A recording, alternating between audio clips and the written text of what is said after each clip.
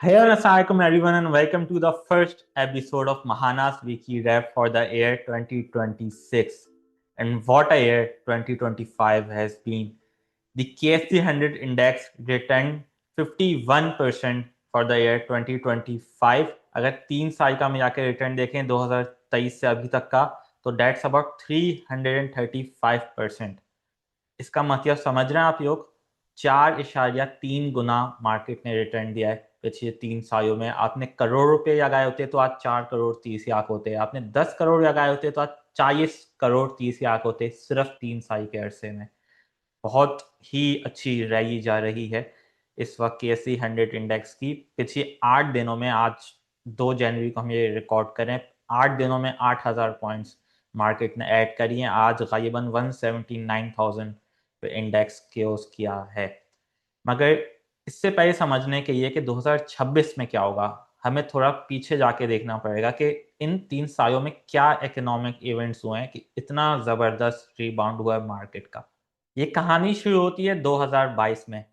Index was at 45,000 point. ये वही time है जिसमें मैंने पर्सनली अपना पहला स्टॉक खरीदा था, that was Meezan bank at the cost of 133।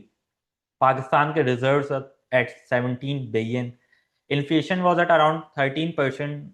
10% historical average है तो 13% इतनी खास नहीं, सही है। और policy rate was around 9.7%। 10% average रहा है तो कोई इतनी खतरे की घंटी नहीं बज रही थी कि अब सब कुछ तबाह होने वाला है। मगर by mid 2022 crack started appearing in the facade of stability. April में नो कॉन्फिडेंस मोशन होता है पार्लियामेंट में और एक रिजीम चेंज पाकिस्तान में हमें देखने को मिलती है। इसी के साथ करंट अकाउंट डेफिसिट हमारा बढ़ता जा रहा है। हर महीने हमारे रिजर्व्स $1 बिलियन से कम हो रहे हैं और साल के शुरू में डॉलर वाज एट 177। मिड 2022 में डॉलर पहुंच गया आपका 200 रुपए तक। उसी टाइम यूक्रेन रशिया वॉर भी स्टार्ट हो जाती है तो एक global commodity super cycle start हो जाता है। अभी जो क्रूड ऑयल $60 से नीचे चल रहा है वो $100 से भी ऊपर चला जाता है। और वैसे ही हमारा करंट अकाउंट डेफिसिट इतना बढ़ रहा था, ऊपर से ऑयल प्राइसेस भी एक्सीलरेट कर गई। 13% 2022 के में इन्फ्लेशन थी, बाय जून 21% बढ़ गई और बाय सितंबर 27%। मतलब ये उन मुल्कों में होता है जो खत्म, जिनकी करेंसी खत्म होने वाली होती है, जैसे हम जिम्बाब्वे देखते हैं जहाँ हाइपर इन्फ्लेशन होती है। जनवरी में 13% और बाय सितंबर 27% इन्फ्लेशन पहुंच गई। स्टेट बैंक ने भी एक्शन लिया, 9.75 से बाय नवंबर 16% तक इंटरेस्ट रेट लिया है। और जो मैंने नया नया मिजान बैंक खरीदा था वो 133 से पहुंच गया 85 रुपीज का। और मैंने कहा यार ये तो मतलब बेकार है स्टॉक एक्सचेंज, मतलब यहाँ अपने पैसे गंवाने ही हैं। और फिर 2022 में रिजर्व्स भी हमारे 17 से आ गए। 2022 के मेरे ख्याल से एंड में 5.8 बिलियन तक रिजर्व्स आ गए। इन्फ्लेशन 27% के अराउंड ही थी और पॉलिसी रेट आहिस्ता आहिस्ता ऊपर जा रहा था। मगर जो अगला साल आया 2023 वो इससे भी बुरा था। जनवरी में reserve fell down to 4.5 billion. Inflation आपकी 30% की तरफ पहुंचना शुरू हो गई। पॉलिसी रेट भी शायद बहुत टाइम बाद 20% तक पहुंच गया। फिर हर महीने रिजर्व नीचे ही जा रहे थे। फेब में 4 बिलियन हुए, फिर उसके बाद मार्च में 3.1 बिलियन हुए जो कि यूएस पॉइंट था। हमारे पास सिर्फ 2 हफ्तों का इंपोर्ट कवर बाकी था और अगर ये भी ख़त्म हो जाता तो पाकिस्तान में फिर कुछ भी इंपोर्ट नहीं हो सकता था। और रोज़मर्रा की जो आप अशिया देख रहे हैं, मतलब जो हम फ्रूट्स वेजिटेबल्स खरीदते हैं मार्केट से या गाड़ी में जो पेट्रोल रहता है, हर चीज़ में एक इंपोर्ट का कंपोनेंट मौजूद है। और अगर इंपोर्ट्स बंद हो जाती तो सब कुछ, पूरी मुल्क की इकोनॉमी रुक जाती। हॉस्पिटल्स में काफ़ी दवाइयाँ होती हैं जो इंपोर्ट होती हैं और हर दवाई में कोई कंपोनेंट होता है जो इंपोर्ट होता है, तो दवाइयों की शॉर्टेज हो जाती, पेट्रोल की शॉर्टेज हो जाती, लोड शेडिंग ही होती 24 घंटे। तो शायद इतना बुरा टाइम पाकिस्तान में कभी नहीं आता जो उस वक्त लोग सोच रहे थे कि आने वाला है। स्टॉक मार्केट हमारी 3.5x अर्निंग पे ट्रेड करना शुरू कर गई थी। अगर आप श्रीलंका को भी देखिए ना, जब उनकी इकोनॉमी डिफॉल्ट की, उसमें भी इतनी डिप्रेस मल्टीपल्स हमें नहीं देखने को मिले थे। तो मुबशिर, उस वक्त का आप अगर बता सकें व्हाट वर यू डूइंग और आपका उस वक्त क्या आउटलुक था मार्केट का जब इतने खराब हालात हो गए। जी जैन, डेफिनेटली जैसे आपने रिकैप करा, 2022 में जब ऑयल प्राइसेस बढ़ना शुरू हुई थी, ऑब्वियसली एक फ्यूल सब्सिडी भी हम लोगों ने पास ऑन करी हुई थी, और उसका जो प्राइस इंक्रीज था वो डेफर किया था काफ़ी टाइम, टू सपोर्ट और to control inflation and the domestic situation. However, external factors हमारी पॉलिसी मेकर्स के हाथ में नहीं होते, and that is one lesson that one they should learn always. दूसरा फैक्टर ये था कि आप अगर इसको देखेंगे,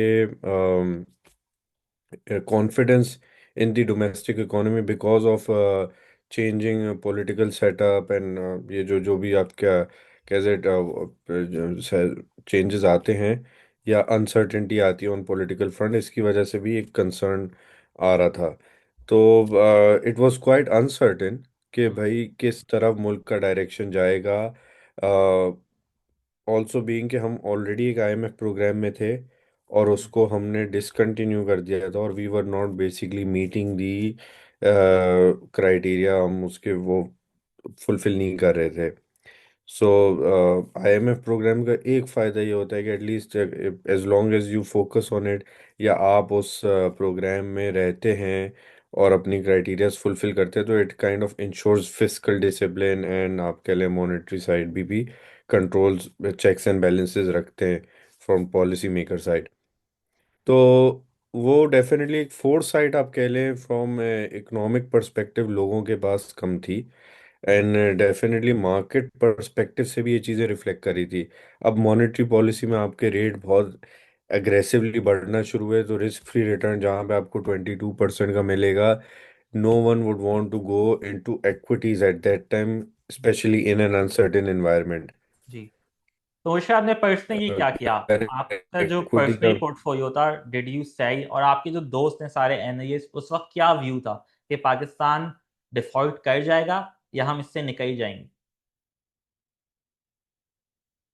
देखिए, road map, to be frank, to a great extent I think people were of the view के things are not good, things are hmm. Not good despite all the optimism and everything. आपको एक होता है हमारे, अगर एक बहुत common बायस है इंडाउमेंट बायस, अगर किसी एनालिस्ट की बात करें या कोई भी, also because we are all Pakistan is working in Pakistan, और अगर उस इकोनॉमी में काम कर रहे हैं, तो एक इंडाउमेंट बायस हमारे अंदर आता है कि द इकोनॉमी विल रिकवर, या जो जो मतलब बेसिकली द बायस जो होता है वो बहुत कॉमन है, कि जो एसेट हमारे पास है वो सबसे अच्छा है, और दूसरा एसेट शायद इतना अच्छा नहीं, एंड सो ऑन। जैसे प्रॉपर्टी में हमने देखा, इन्वेस्टमेंट में बहुत कॉमन है।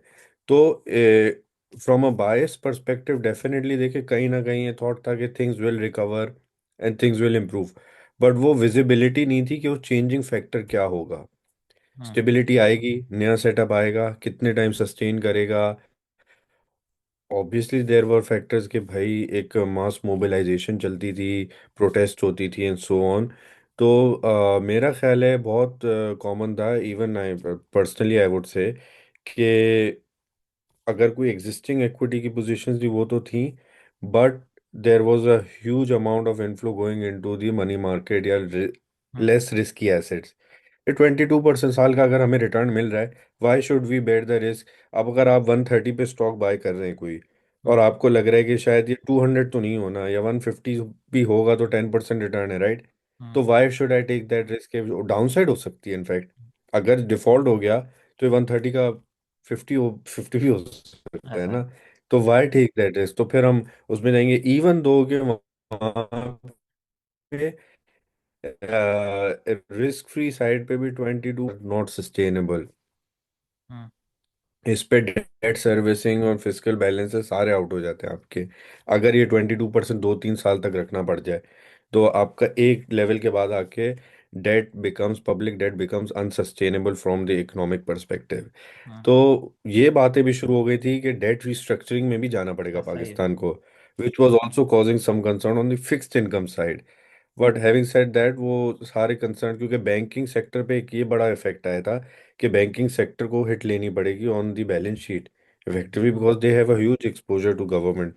तो but to sum it I think majority, या जितना मुझे from as much as I recall, जब विजिबिलिटी बढ़ना शुरू हुई specially on rate cut and rate easing के, अब स्टेबलाइजेशन हो गई, क्योंकि स्टेबलाइजेशन का फेज भी जो है काफी टाइम चला and market performance gradually pickup करी थी।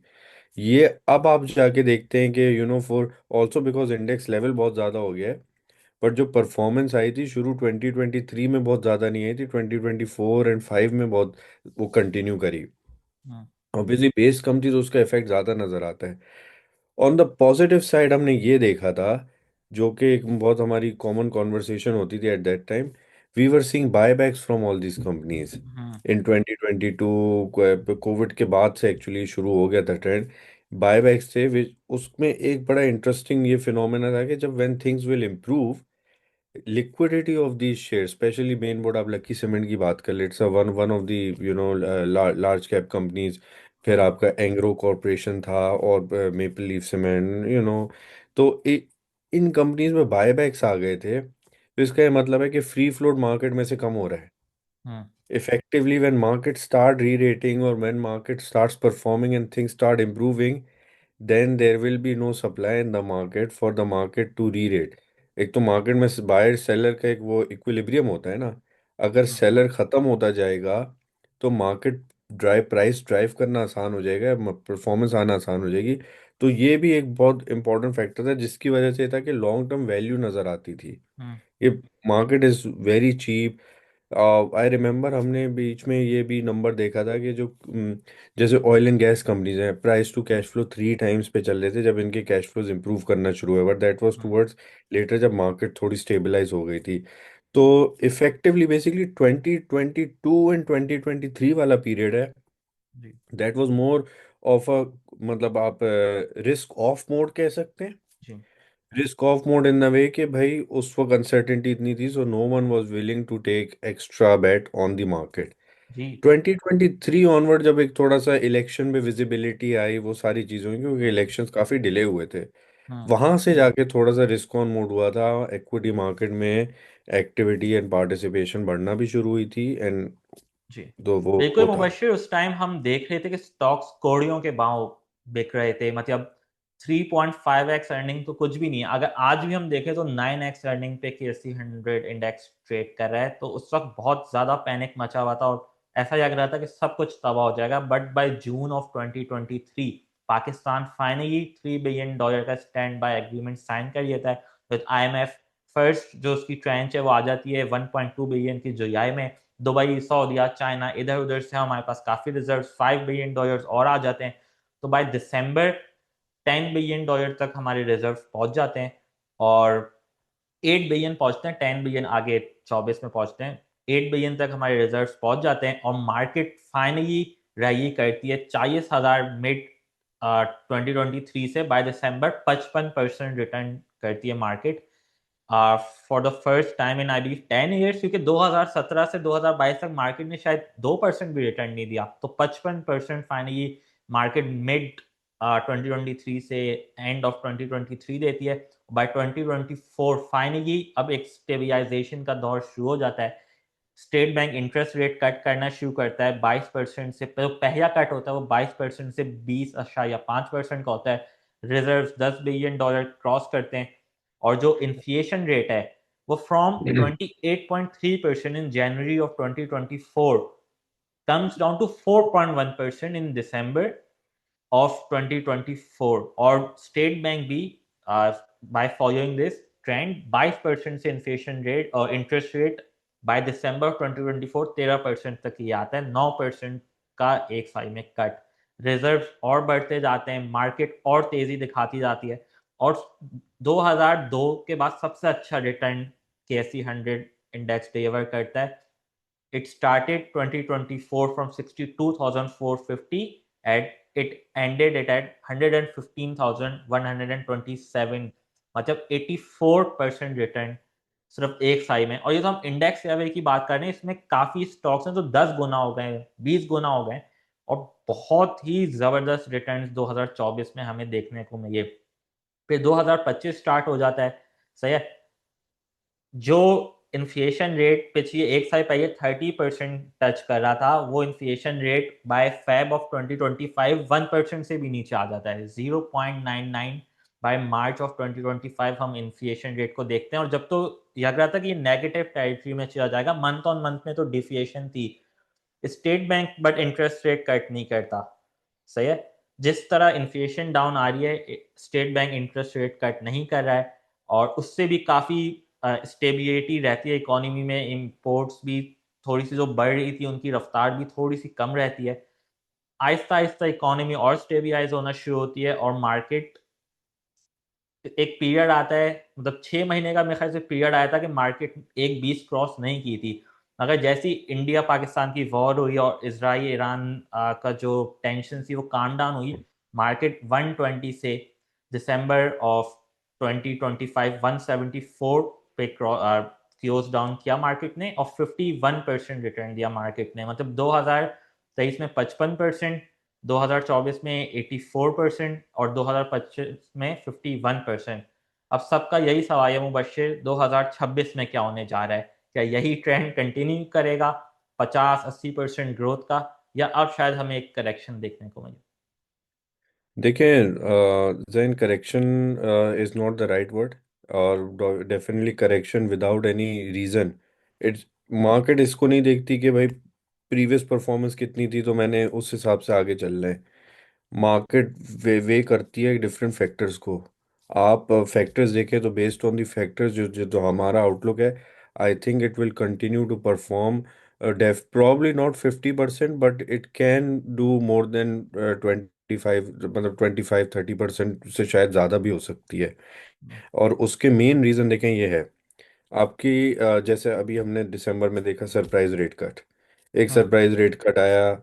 Again, low risk investment is becoming less attractive. Hmm. ठीक है। Earning growth, economic stabilisation, that is kind of making equity the preferred asset class. हमारी इकोनॉमिक, पहले अगर हम टॉप डाउन अप्रोच पे चले तो हम, where does our economy stand? Is our economy overheating? I don't think so. तो if it's not overheating और आपकी इकोनॉमिक ग्रोथ और रिकवरी आ रही है, हम्म। तो there is no reason for a correction. एक चीज ये हो गई। दूसरा ये है कि ऑल्टरनेट एसेट क्लासेस आपके पास क्या बचती है जहां पे लिक्विडिटी जाएगी? Definitely equity stands out as a preferred asset class.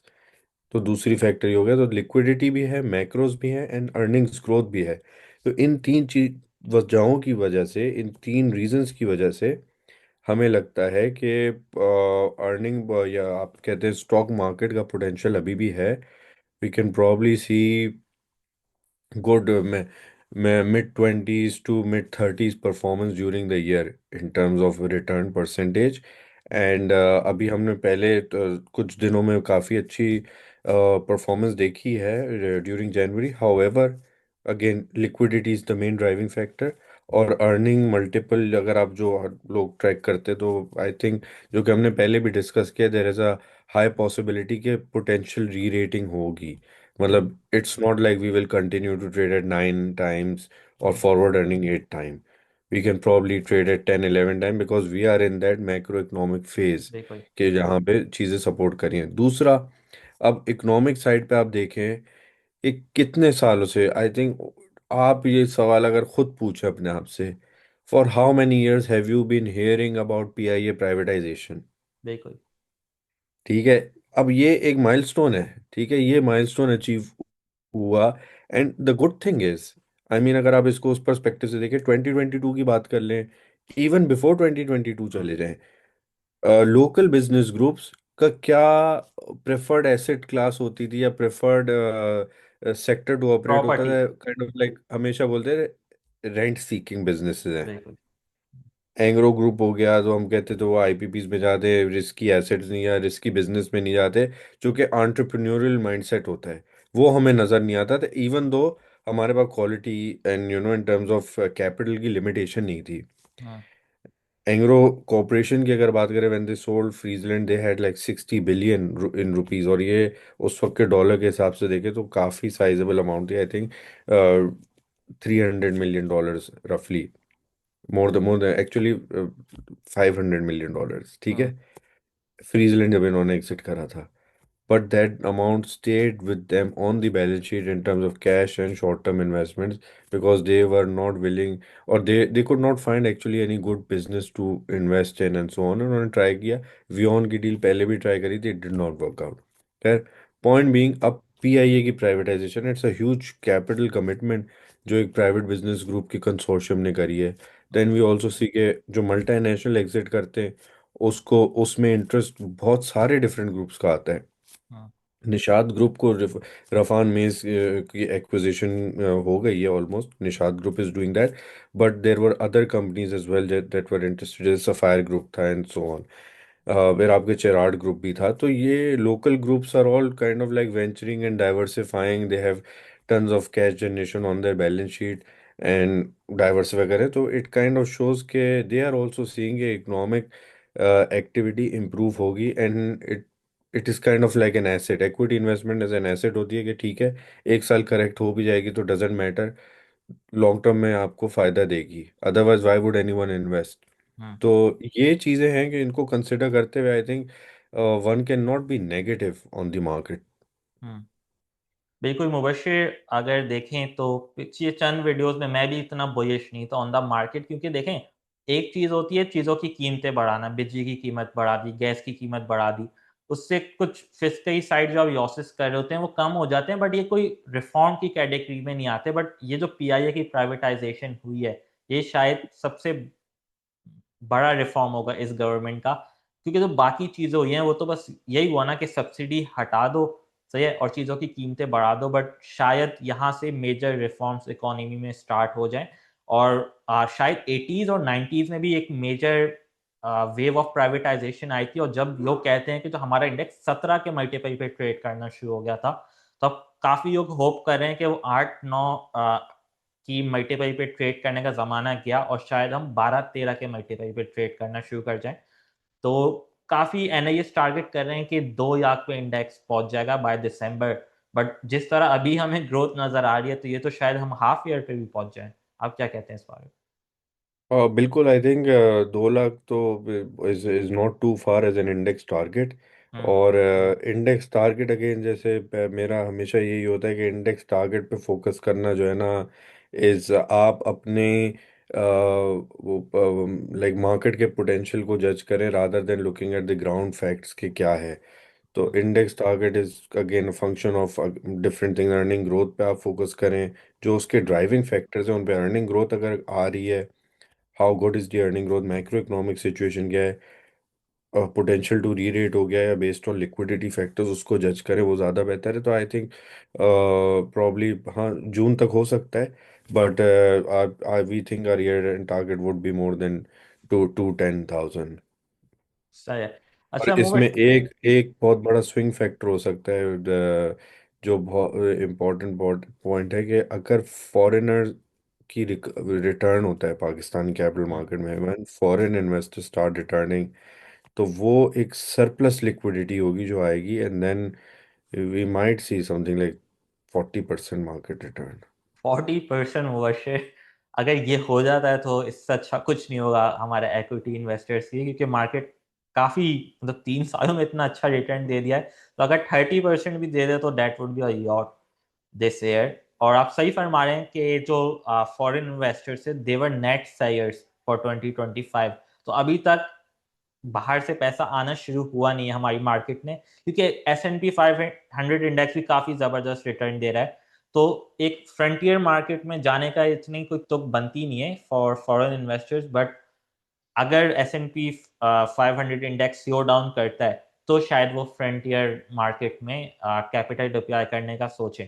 तो आपको ऐसा होता हुआ नजर आ रहा है कि S&P 500 स्लो डाउन होगी, कंसिडरिंग कि उन्होंने भी इंटरेस्ट रेट कट करना स्टार्ट कर दिए हैं, और शायद जनवरी में एक और इंटरेस्ट रेट कट हो जाए. डिफिकल्ट टू से इन अ वे कि आप अगर ये देखें, ये obviously I am not an expert on that to be frank, but different correlations हम देखते हैं. तो हम्म. उसमें जो अभी जो ट्रेंड है, जैसे यूजुअली गोल्ड प्राइसेस, एंड अगर मैं एसेट क्लास पर्सपेक्टिव से देखें, usually gold prices and S&P 500 are inversely correlated. Hmm. However for the past couple of months, या मेरा ख्याल है 1-1.5 साल का फिनोमेना देखें, तो they are both going in the same direction, and that is upward.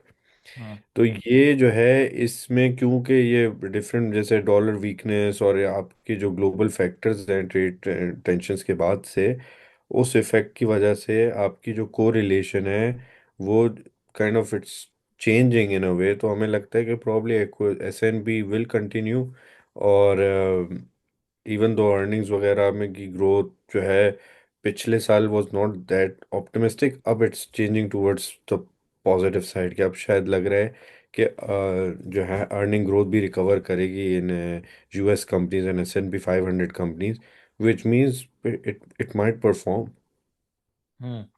तो मुबशिर, तो फॉरेन से पैसा आना तो मुश्किल लग रहा है ना? या आपको लगता है कुछ एलोकेशन स्टार्ट हो जाएगी जब क्रेडिट रेटिंग हमारी और इम्प्रूव हो जाएगी? अभी भी मेरे ख्याल से फिच की रेटिंग तो अच्छी है, बट मूडीज की स्टे इन सीज बी पे तो नहीं आई। I think that will be one of the major triggers, or especially also कि for us to go into the international debt hmm. markets, Pakistan अगर बाउंड्रीज करने का प्लान है euro bonds, तो मेरा ख्याल है कि वो एक ट्रिगर होगा, प्रॉब्ली बी रेटिंग में हम जा भी सकते हैं। हम्म। दूसरा ये है कि देखें, global capital point of view से या investment pool point of view से देखें, तो ना, यूएस मार्केट परफॉर्म करने का is not the only reason, right, कि इमर्जिंग मार्केट में पैसा नहीं आ रहा, पाकिस्तान में नहीं आ रहा, बट ट्रेंड डेफिनेटली चेंज हुआ है, but it it can return, और इमर्जिंग मार्केट फंड एग्जिस्ट तो करते हैं ना। तो हम्म। इमर्जिंग मार्केट फंड में जैसे ही फंड्स वापस आना शुरू होंगे, प्रॉब्ली ऑल्सो, क्योंकि because of the dollar weakness emerging market का रिटर्न काफ़ी बेहतर रहा है। तो डिस्पाइट, अगर अगर अगर फॉरेन इन्वेस्टर यूएस में इन्वेस्ट करें, for example let's put it this way, hmm. S&P का रिटर्न तो है, but they have lost out because of the dollar weakness. Hmm. तो they have good reason to shuffle, and I think dollar weakness to some extent शायद continue रहेगी, मतलब we don't see dollar appreciating a lot against other currencies, global basket देखें। तो from that perspective I think EM का case बनता है, probably EM में flows हैं। इवन अगर आप ये देखें कि ईएम इटसेल्फ में जो आपके फंड्स हैं, वो ही अगर थोड़ी सी रीएलोकेशन करते हैं हम्म। Into Pakistan, let's say Pakistan as one of the market, या फ्रंटियर में, I do not consider as a frontier market in terms of liquidity, but अगर वैसे देखें तो पॉसिबिलिटी है, and we are definitely on the radar, because liquidity is there, और हमारी बहुत सारी कंपनीज है जिनकी valuations are now more than, या market cap is more than $1 billion, which makes it kind of investable. Less than $1 billion पे तो EM funds नहीं आ सकते ना। अच्छा मुबशिर, एक और इंटरेस्टिंग थीम हमें देखने को मिली है कि केसी 100 इंडेक्स इज अप बाय 51%, जबकि जो KMI 30 इंडेक्स है जो शरिया कंप्लाइंट स्टॉक्स को ट्रैक करता है, दैट्स अप बाय अराउंड 40%। तो ये 10% का डिफरेंशियल हमें देखने को मिल रहा है। इसकी क्या वजूहत हैं, और क्या ये इस साल भी कंटिन्यू करेगा, या कम होगा, या ज्यादा होगा? आप क्या समझते हैं? देखिए, पॉइंट कंट्रीब्यूशन की बात करें, दो चीज़ें हैं ना। तो अब अक्सर लोग होते हैं कि देखते हैं कि पॉइंट्स किस सेक्टर ने कंट्रीब्यूट ज़्यादा करे, हम्म। तो वो हम देखते हैं। तो केसी 100 में 44% पॉइंट, या 50, हाफ ऑफ द पॉइंट जो कंट्रीब्यूट हुए ड्यूरिंग द ईयर, वो बैंकिंग सेक्टर ने करे। हम्म। वो एलिमेंट डेफिनेटली आपका इस केएमआई में नहीं था, but on the other side weightages were different. तो इन एसेंस अगर इन्वेस्टर्स को सही मायने में देखना चाहिए, तो वो तो प्राइस परफॉर्मेंस ऑफ सेक्टर देखनी चाहिए कि कौन सा सेक्टर कितना परफॉर्म किया है। हम्म। एप्पल टू एप्पल कंपैरिजन अगर देखें, तो सीमेंट सेक्टर और बैंकिंग सेक्टर की परफॉर्मेंस में बहुत ज़्यादा फर्क नहीं था। Cement sector performed almost 81% during the year, whereas banking sector performed about 85% in hmm. terms of market capitalization. Though, however, हम KSE 100 की प्राइस मूवमेंट या इंडेक्स पॉइंट्स देखेंगे, तो सीमेंट सेक्टर के पॉइंट्स खाली 13-14% थे on the same side, banking sector के 45% थे। फिर hmm. Fauji fertiliser, which is a major fertiliser sector, जो कि सेकंड लार्जेस्ट कंट्रीब्यूटर था KSE हम्म। 100 का, that was not part of the Islamic index until end of November, early December में वो आया केएमआई में। तो ये भी एक रीज़न था जिसकी वजह से फर्टिलाइजर सेक्टर की एक्चुअल जो परफॉर्मेंस थी, जिसमें मेजर फौजी फर्टिलाइजर था for most of the period, वो कैप्चर नहीं कर सका KMI. Going forward difference to some extent देखिए रहेगा। Again in some cases it can be better for KMI relative to KSE 100, and in some cases, but again जो Islamic या जो KMI शरिया investing करते हैं उनके लिए KMI रेलेवेंट है, जो हम्म। बैंक्स में करते हैं उनके लिए KSE 100। So it's not really a comparison. अच्छा, अगर फर्टिलाइजर सेक्टर का देखें तो एक्सपोजर केएमआई में क्या ज्यादा है, अ, अगर केएससी से कंपेयर करें? अच्छा, मुझे लगता है कि क्योंकि सीमेंट का भी वेटेज ज्यादा है इन शरिया कंप्लाइंट इंडेक्स, और फर्टिलाइजर, अब फौजी फर्टिलाइजर आ गया है, तो फर्टिलाइजर सेक्टर में भी ज्यादा एक्सपोजर होगा of KMI 30 if you compare it with KSE 100। तो अगर एक कुछ अच्छी एक्विजिशन हो जाती है फौजी फाउंडेशन बाय यूएई, और सीमेंट डिस्पैचेस में भी देखा देखा जा रहा है कि इंक्रीज हो रहा है, तो अगर सीमेंट्स और फर्टिलाइजर परफॉर्म कर जाते हैं इस साइड, तो ये कहना गलत नहीं होगा, क्या पता KMI आउट परफॉर्म भी कर जाए KSE 100 index in this year. देखिए ये तो हम लोग काफ़ी टाइम से लोगों को एजुकेट यही करें कि इट्स नॉट नेसेसरी कि KMI will always be a laggard when hmm. Comparing KSE 100 versus KMI। और जैसा आपने बताया कि बिल्कुल रिप्रेजेंटेशन का फ़र्क है, क्योंकि KMI 30 में बैंक्स के कंपोनेंट नहीं है, 30 स्टॉक्स में FFC का कंपोनेंट बहुत ज़्यादा है, it's about 12% of the index. Hmm. FFC one stock alone. फिर आपका Engro holdings which has also perform well in the recent ये पीरियड, दैट उसकी भी कंपोनेंट ऑलमोस्ट मेरा ख्याल है 10% के आसपास हो गया करंट वेट अगर देखें KMI में। तो कंसिडरिंग दैट वो बेनिफिट आ सकता है। एंड इट्स नॉट डिपेंडेंट, या उसकी परफॉर्मेंस ब्रॉड बेस्ड जो है ना बैंकिंग सेक्टर पे बहुत ज़्यादा डिपेंडेंट नहीं है। So in case banking sector is not performing that well, या म्यूटेड परफॉर्मेंस रहती है for some period, you can see KMI 30 outperforming the KC 100। जी, इंशाल्लाह। अच्छा Mubashir, to end this podcast off, अगर हम देखें कि कुछ की थीम्स आप बता सकें, वैसे तो हम इंडेक्स इन्वेस्टिंग प्रमोट करते हैं, बट एक बंदा 75% of his equity investment index में इन्वेस्ट कर रहा है थ्रू एन ETF या एक महाना इस्लामिक इंडेक्स ETF, बट बाकी 25% इंडिविजुअल स्टॉक्स में एक्सपोजर लेना चाह रहा है। तो कुछ कौन सी ऐसी की थीम्स हैं जो आपको लगता है कि यार an investor should focus on? सबसे पहले तो यही है कि कंज्यूमर प्रोडक्ट्स की जो भी कंपनीज हैं जो कंज्यूमर्स को प्रोडक्ट बेचते हैं, क्योंकि इंटरेस्ट रेट नीचे आ रहे हैं, कमर्शियल लैंडिंग बढ़ रही है, जो परचेजिंग पावर लोगों ने यूज़ की है पिछले 3 साल, अब वो भी रिकवर कर रहे हैं, तो गाड़ियां बिकेंगी, घर बिकेंगे। तो जो सीमेंट, स्टील और कंज्यूमर गुड्स से रिलेटेड इंडस्ट्रीज हैं, उनमें शायद एक अच्छा अर्निंग ग्रोथ देखने को मिले। इसके अलावा आप क्या थीम्स देखते हैं जैसे? देखिए मेन जैसे आपने कहा कंजम्पशन ड्रिवन ग्रोथ, क्योंकि हमारी इकोनॉमी कंजम्पशन लेड इकोनॉमी है इन अ वे। हम्म। तो ग्रोथ जब आएगी, रिकवरी आएगी तो कंजम्पशन ड्रिवन होगी, जिसमें आपके सिक्लिकल स्टॉक्स हो गए या आपकी कंज्यूमर नेम्स हो गए, इनकी परफॉर्मेंस बेहतर हो सकती है। ऑल्सो विद द फैक्टर के कंट्रोल्ड इन्फ्लेशनरी इन्वायरमेंट में, और सपो आपके मैक्रो जो आउटलुक है that is favourable for these sectors. तो in terms of profitability growth ही आएगी। पिछले साल आप देखें ऑलमोस्ट 50% ऑटो की ग्रोथ थी। अगेन ऑटो के नंबर्स तो हमें सजेस्ट करते हैं, but again we have to be selective, क्योंकि जो हमारे मेन प्लेयर्स हैं Toyota Indus and Honda Atlas, they are not doing that well in terms of because of the rising competition. फिर हमने देखा कि निषाद मिल की या निषाद ग्रुप की जो पावर कंपनीज हैं, they have perform recently and mainly because of the new introduction of जेको, जो का कार ब्रांड है। एंड उससे पहले साजगार ने परफॉर्म किया। इसके अलावा अगर आप थीम्स की बात करें तो सीमेंट सेक्टर में दो एंगल है। एक इन टर्म्स ऑफ वैल्यूएशन है कि आप एक्विजिशन देख रहे हैं, but there is consolidation going on in one part. But then we are also now seeing, हमने फर्स्ट सीमेंट की एक्सपेंशन अनाउंसमेंट भी देखी है, which is run by DG Khan. Considering अभी जैसे local demand and local dispatches recover कर रहे हैं, we are seeing low double digit number in terms of local dispatches. तो वी फोर्सी मेरा ख्याल है बाकी सेक्टर में भी या बाकी पार्टिसिपेंट भी अपनी कैपेसिटीज एक्सपैंड करेंगे।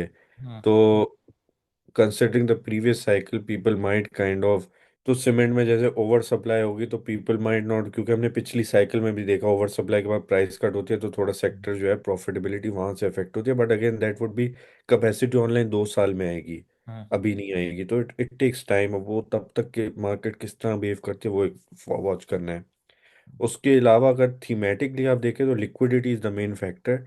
लिक्विडिटी के इनफ्लोज कहाँ कहाँ से आने, कौन कौन सी पॉकेट से हम देख सकते हैं पार्टिसिपेशन, वो हम्म। एक मेजर फैक्टर है जिसमें आई थिंक जो री रेटिंग पोटेंशियल है वो वहाँ से आएगा। हम्म। फिर आप देखें कि हमें लगता है कि एक्सटर्नल जो शॉक्स हैं या एक्सटर्नल फैक्टर्स हैं hmm. They are favourable as well. तो ऑयल प्राइसेस पे अगर जितना हमने रिसेंटली देखा है इंटरनेशनल फोरकास्ट वगैरह, they are towards weaker oil prices hmm. For rest of the 2026 and the year. तो इन्फ्लेशन विल रिमेन लो। तो हमें लगता है कि आपकी यील्ड्स और इंटरेस्ट रेट शायद इधर ही थोड़ा सा नीचे भी आ सकते हैं। तो that will be beneficial. I think cyclicals and growth stocks में ज़्यादा पोटेंशियल है विद स्टेबल करेंसी। आप कह सकते हैं कि बहुत ज़्यादा रिस्क अगर करेंसी पे ना हो तो ये हम्म। कंजम्पशन ड्रिवन स्टॉक ज़्यादा चलेंगे। ओके।